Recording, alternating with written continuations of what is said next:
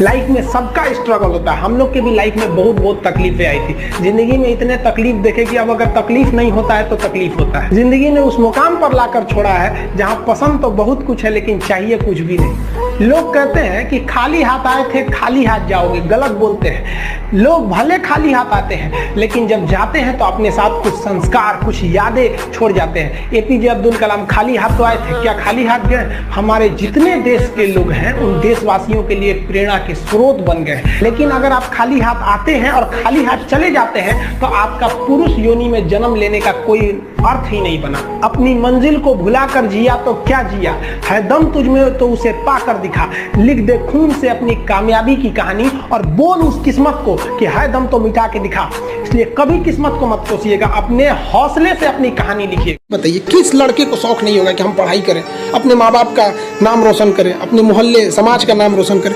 जितनी ज्यादा कामयाबी होती है ना, लोग उतनी ज्यादा गर्व करते हैं। छोटी सी कामयाबी होगी माँ बाप खुश होंगे, थोड़ा और बड़ा कामयाबी होगा पूरा मोहल्ला खुश होगा, बहुत बड़ा कामयाबी होगा पूरी राज्य खुश होते हैं लोग। अरे हमारे यहाँ के हैं ये।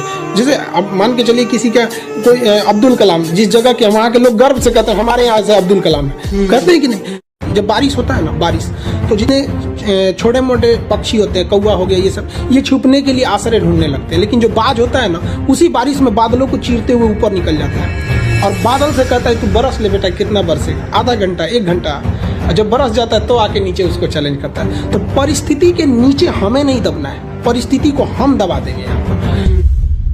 जीवन में संस्कार का भी बहुत बड़ा मोल होता है। आप अपने विचारों से स्वतंत्र रहिए लेकिन संस्कारों से बंधे रहिए। कभी भी अहंकार मत रखिए, क्योंकि आप कितनी भी बुलंदी पर क्यों न चले जाएं, लेकिन याद रखिएगा आसमान में बैठने की जगह नहीं होती है। जो भी बुलंदी पे जाएगा उसको एक न एक दिन, आज नहीं तो कल, उसको वापस इस धरती पर आना है। इसलिए बुलंदी को देखकर बहुत जल्दी घमंड में नहीं आना चाहिए और हमेशा याद रखिए बड़े बुजुर्गों से मिलकर बैठना चाहिए, उनसे बातें करना चाहिए। बड़े नायाब होते हैं ये लोग, कुछ लम्हों में जिंदगी के तजुर्बे बता देते हैं। कमजोर व्यक्ति ही दूसरे काम का बदला लेता है, लेकिन जो ताकतवर होता है वो माफ कर देता है। लेकिन जो बुद्धिमान व्यक्ति होता है वो इग्नोर कर देता है, नजरअंदाज कर देता है और बच के निकल जाता है। क्योंकि अगर कोई व्यक्ति आपको पहली बार धोखा दिया तो इसमें उस व्यक्ति का गलती है, लेकिन वही व्यक्ति अगर दोबारा धोखा दिया तो इसमें आपकी गलती है। सबसे समझदार होके चलिए और मिजाज में कुछ सख्ती भी रखिए। लोग पी जाते अगर समंदर खारा नहीं होता तो थोड़ा सा सख्ती भी बना के रखना चाहिए।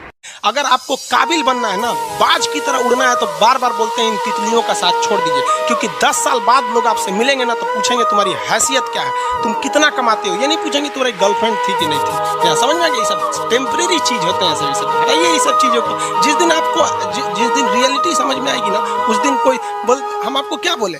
आज जिनको आप सब कुछ खोकर पाने की तमन्ना रखते हैं, एक वक्त आएगा जब वो मुफ्त में मिलेंगे तो आपको मंजूर नहीं होगा। ये सब चीजें फालतू होती है, लेकिन अभी उम्र की गलती होती है। उम्र के बाद सब सुधर जाते हैं। कृष्ण भगवान का भी एक उम्र था जब गोपियों के पीछे घूम रहे थे। एक उम्र आया, भाड़ में गई गोपियां, मारा देखे महाभारत करा के रख दिया। कृष्ण भगवान तब तक नहीं कहलाए जब तक उन्होंने गोपियों का साथ नहीं छोड़ा, तब तक वो केवल कन्हैया कहलाते थे।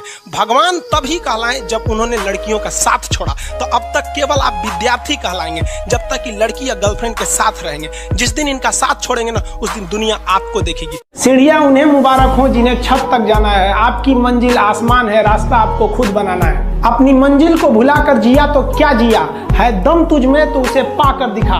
लिख दे खून से अपनी कामयाबी की कहानी और बोल उस किस्मत को, है दम तो मिटा के दिखा। छत को बहुत गुरूर था छत होने का, एक मंजिल और बनी और छत फर्श हो गया। तूफान ज्यादा होती है तो कश्ती डूब जाती है और घमंड ज्यादा हो जाती है तो हस्ती डूब जाती है। पतंग को पता होता है कि उसका अंत एक कचड़े में जाकर होगा, लेकिन उससे पहले उसे आसमान छूकर दिखाना होता है। पहाड़ों को चीरते हुए जब नदी निकलती है ना, तो कभी नहीं पूछती है कि समुद्र अभी कितना दूर है। और नदी में गिरने से तो कभी किसी की मौत नहीं होती है। मरता तो वही है जिसे तैरना नहीं आता है। मेहनत बता देता है कि परिणाम कैसे मिलेगा, वरना परिणाम तो बताता ही है कि आपका मेहनत कैसा था। जो पानी से नहाएगा वो अपना लिबास बदलेगा, जो पसीने से नहाएगा एक दिन इतिहास बदलेगा। जियो के डाटा से सस्ता फीस है। हम लोग की फीस कितनी रहती है? 200 रुपये में हम लोग पढ़ाते थे तो 4 महीने, 50 रुपये भी नहीं पड़ा महीना। और हम लोग के वक्त में ऐसा नहीं था। अगर हम लोग के वक्त में टीचर ही बता सकते हैं, ना गूगल था ना कुछ था, आज तो हर चीज़ ढूंढ सकते हैं यहाँ पे। तो ये जो बताते हैं ना हमारे सामने परिस्थितियाँ ऐसी है, वैसे वो सबके साथ परिस्थिति खराब रहती है। जब बारिश होता है ना, बारिश तो जितने छोटे मोटे पक्षी होते हैं, कौवा हो गया, ये सब ये छुपने के लिए आश्रय ढूंढने लगते हैं। लेकिन जो बाज होता है ना, उसी बारिश में बादलों को चीरते हुए ऊपर निकल जाता है और बादल से कहता है तू बरस ले बेटा, कितना बरसेगा, आधा घंटा 1 घंटा, और जब बरस जाता है तो आके नीचे उसको चैलेंज करता है। तो परिस्थिति के नीचे हमें नहीं दबना है, परिस्थिति को हम दबा देंगे यहाँ पर। इस दुनिया के कुछ दस्तूर हैं, आप किसी के लिए कितनी भी भलाई कर दे वो याद नहीं रखेगा, ये दुनिया का दस्तूर है।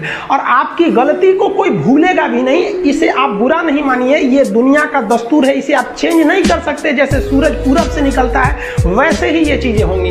लेकिन हम आपसे कहते हैं, आप दुनिया में आज कई लोग होते हैं दूसरे को लगते हैं सिखाने, आप क्यों दूसरे को बार बार ज्ञान देने लगते हैं, आप अपने आप को क्यों ज्ञानी समझने लगते हैं। दूसरे को सुधारने की कोशिश मत कीजिए, बल्कि खुद सुधरिए। आपके सुधरने से हो सके कि पृथ्वी से एक बुरा इंसान सुधर जाए। आप समाज में जहां भी रहेंगे तो आपके पास बहुत सारे लोग आएंगे, कुछ गलतियां भी करेंगे, कुछ अच्छा काम भी करेंगे। जब भी किसी की प्रशंसा कीजिए तो पूरी महफिल में कीजिए कि यह व्यक्ति ने अच्छा काम किया। लेकिन अगर किसी की शिकायत या उसकी आलोचना करना है, उसे डांटना है, तो उसे अकेले में समझाइए।